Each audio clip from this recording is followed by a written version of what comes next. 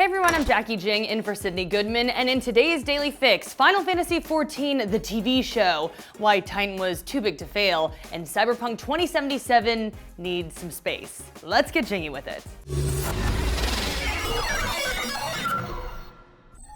It's been a really good year for Final Fantasy fans. The FF7 remake is almost here, FF8 and Crystal Chronicles are both getting remastered, and for the first time ever, a Final Fantasy story is getting the live action treatment. A TV series based on Final Fantasy XIV Online is in the works from Square Enix, Sony Pictures Television, and Hive Mind. The show will have an original story. Don't panic yet. Plenty of original elements will be included, like airships, beastmen, Cid, and of course, chocobos. I'm guessing they won't be live action though. The story will feature familiar characters from the game, but Final Fantasy XIV has such a huge story, it's impossible to guess what that means yet.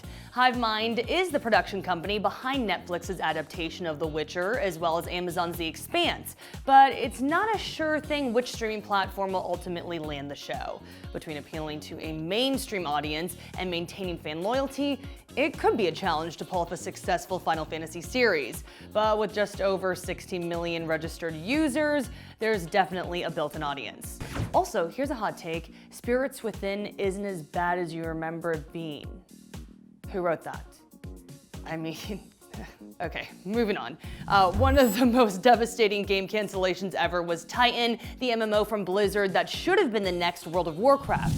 As reported by VG247 and Eurogamer, Mike Morhaime, the co-founder and former president of Blizzard, opened up about why the game failed at Game Lab in Barcelona. In short, it was ambitious, but way too ambitious. Morhaime said that the scope was too big to control, describing it as trying to build two parallel games at once. Yeah, that sounds like a bad time. While Titan continued to falter, the team began developing Overwatch, which became insanely successful and was IGN's Game of the Year for 2016. So at least the story has sort of a happy ending. By the way, love Reaper, he's my man. Still, it's hard not to wonder what Titan would have been like. Pour one out for the sci-fi MMO that never was. Talking about ambitious sci-fi games, Cyberpunk 2077 is going to be huge. According to Game Pressure, the PlayStation 4 version will need 80 gigabytes of storage space. To give you an idea, that's more than twice the size of The Witcher 3 and 13 gigabytes bigger than Days Gone. Dang.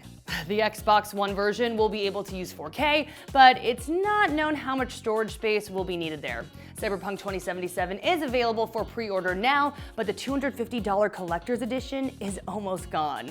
CD Projekt Red also just announced a cosplay contest with a $40,000 prize pool. Sign me up! Dibs on Jane Silverhand, the lady version of Keanu Reeves' character. Just thought that up. Yeah, I'm doing that.